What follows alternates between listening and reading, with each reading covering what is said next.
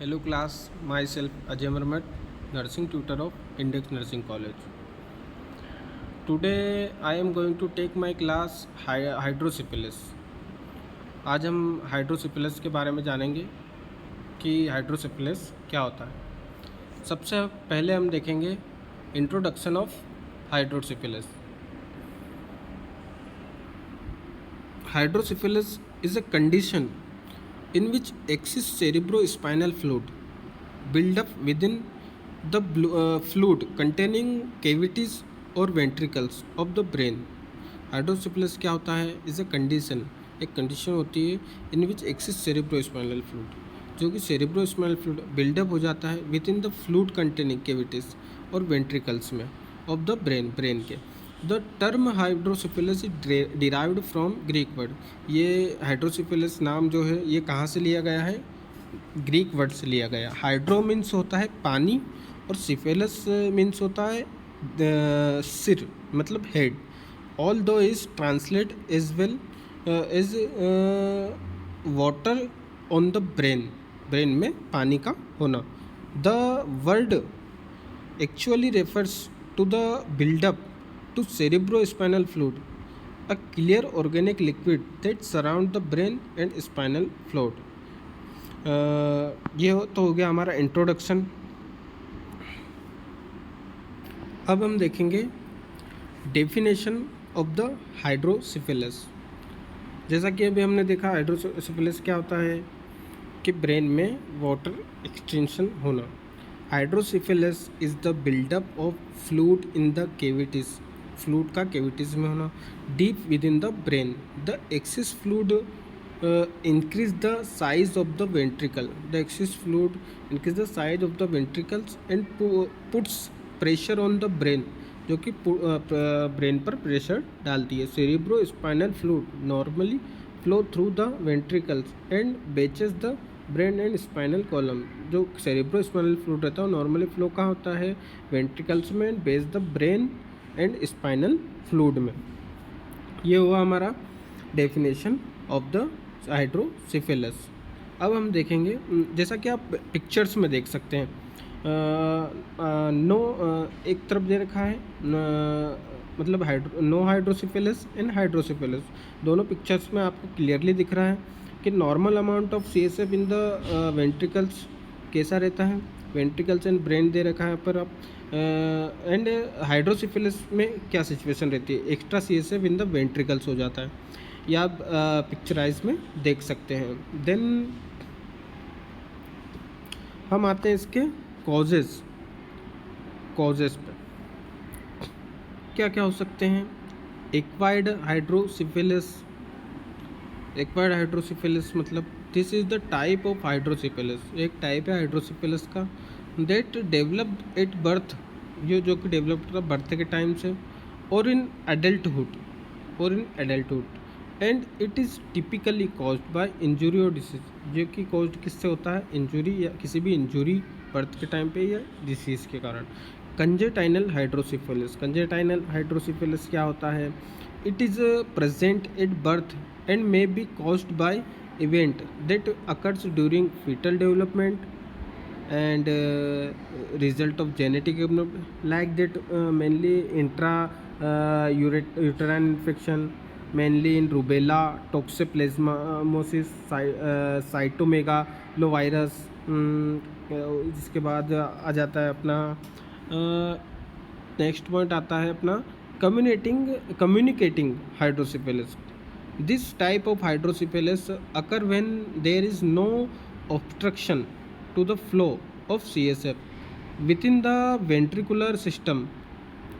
The condition arises either due to inadequate absorption or due to an abnormal increase in the quantity of CSF produced. This type of hydrocephalus occurs when there is no obstruction to the flow of CSF within the ventricular system. The condition arises either due to inadequate absorption due to as an abnormal increase quantity of CSF produced. Non-communication obstructive हाइड्रोसिफिलिस, it occurs when the flow of CSF is blocked जब CSF का flow blocked हो जाता है along one और more of the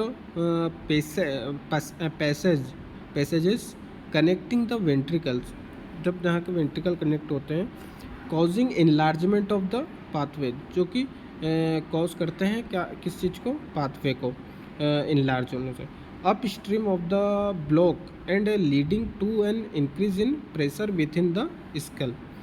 normal pressure hydrocephalus क्या होता है, it is form of communicating hydrocephalus, ये कम्युनिकेटिंग हाइड्रोसिफिलस का फॉर्म होता है, that can occur at any age, जो कि किसी भी उसमें, but it is most common in the elderly. It is characterized by dilated ventricles with normal pressure within the spinal column. Hydrocephalus ex vacuo, it primarily affect adult and occur when a degenerative disease like Alzheimer disease, stroke or trauma causes damage to the brain that may cause the brain tissue to shrink. Then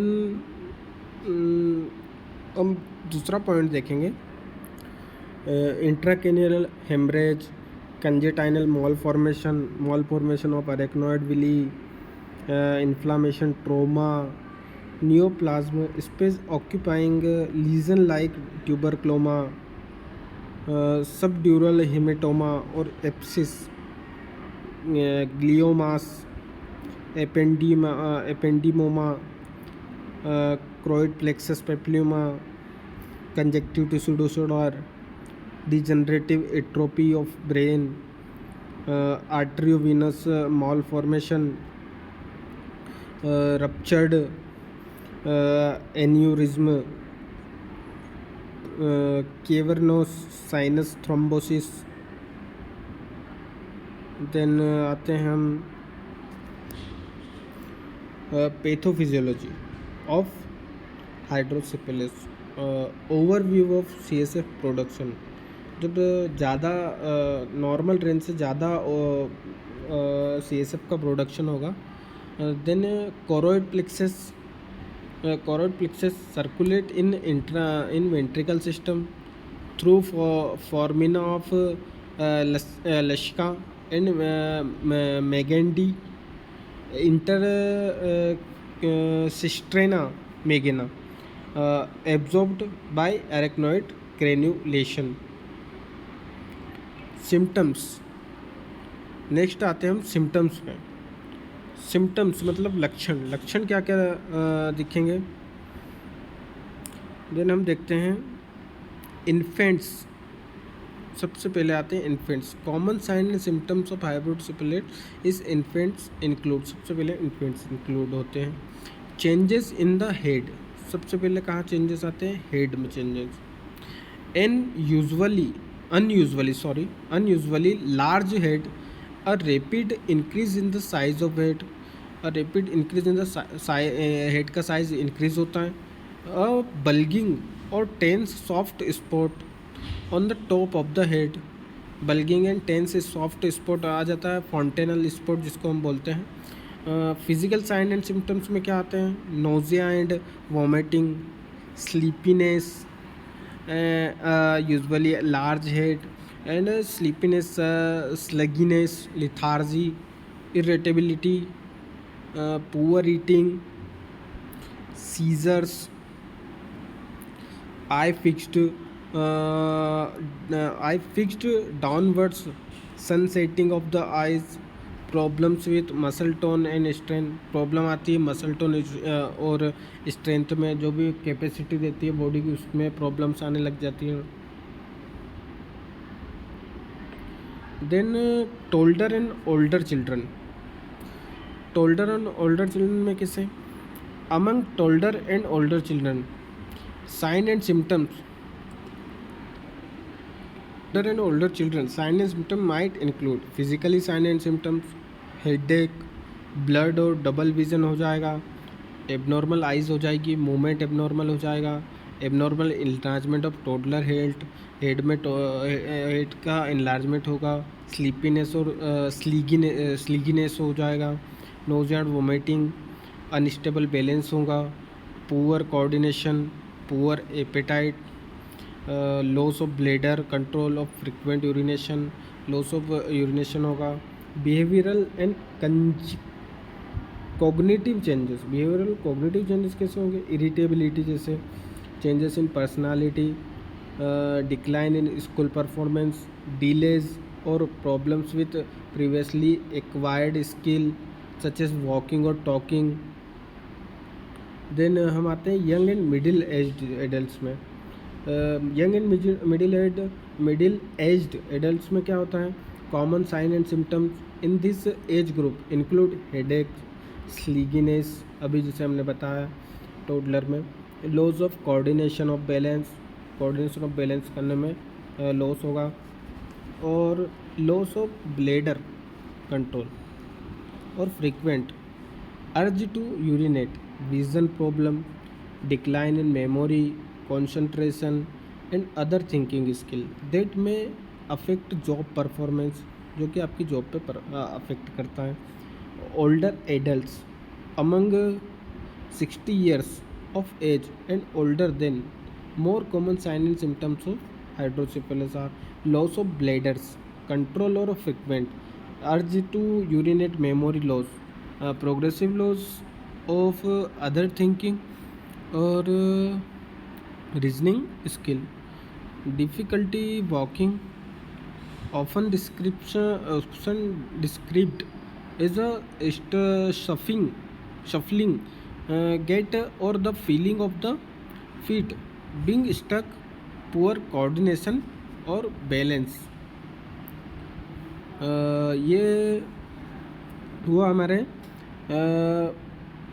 causes में। Shiny scalp with prominent scalp vein, poor feeding हो सकती है, और seizures, irritability, then unusually large head, rapid increase in the size of weight, Martian sign, eyes fixed down syndrome।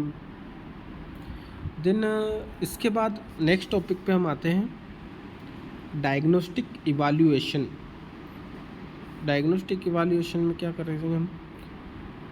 कंप्यूटेटेड tomography scan, जिसको हम बोलते हैं CT और CAT scan, magnetic resonance imaging, MRI जिसको बोलते हैं हम, लंबर पंक्चर, स्पाइनल टैप जिसको बोलते हैं हम, intracranial pressure monitoring,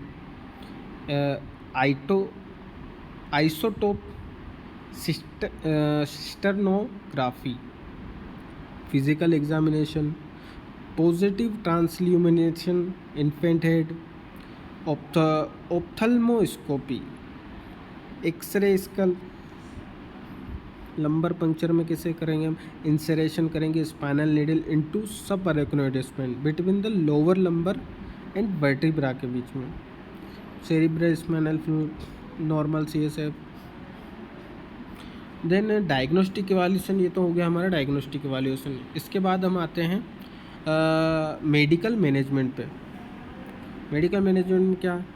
antibiotics, analgesic, antiemetic, anti inflammatory, antipyretic, reduce the intracranial pressure, prevention and management of complication, managing problems caused by pathology.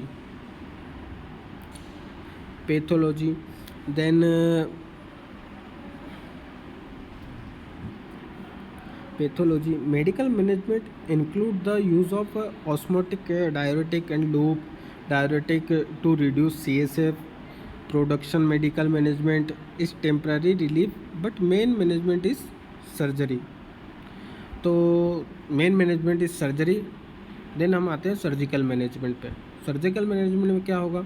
External ventricular drain, peritoneal cavity, ventriculo peritoneal shunt डाल सकते हैं, lumbar peritoneal shunt डालेगा, endoscopic third ventricular ETV. A shunt is made up of radioplastic and has ventricular catheter, pressure valve, pumping chamber and distal catheter that directs the flow of CSF from the ventricles to other areas of body from where is it is absorbed. Then endoscopic third ventriculo ETV, choroid plexectomy हो सकता है, ventricular peritoneal shunt, ventriculo atrial shunt हो सकता है, ventriculo pleural shunt डल सकता है surgical management, ventriculo gallbladder shunt. ETV क्या होता है, ईटीवी के बारे में हम थोड़ा सा और डिस्कस कर लेते हैं। An alternative procedure of shunt surgery is an endoscopic third ventriculostomy. This procedure involves making a hole in the floor of the brain, allowing the trapped CSF escape to the surface of the brain where it can be absorbed.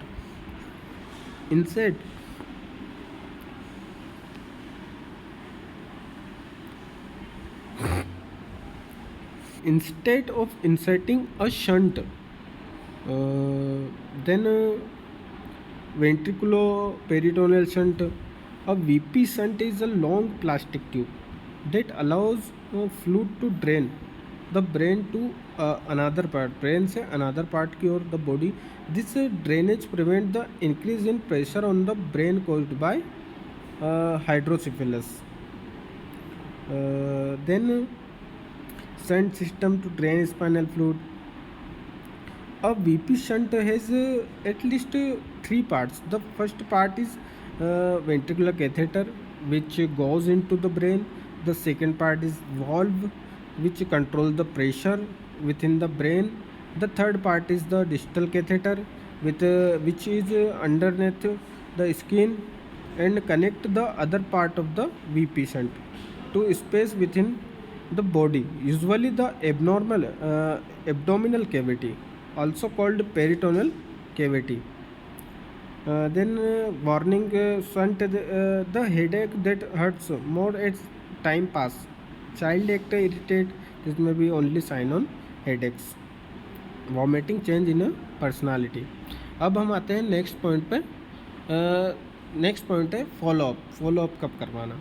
Redness, tenderness, pen और swelling of the skin along the length of the tube और incision, irritability और ड्रॉबीनेस, nausea, vomiting, headache और double vision, fever, abdominal pain पर follow up के लिए आना, return और pre operative neurological symptoms. Thank you so much.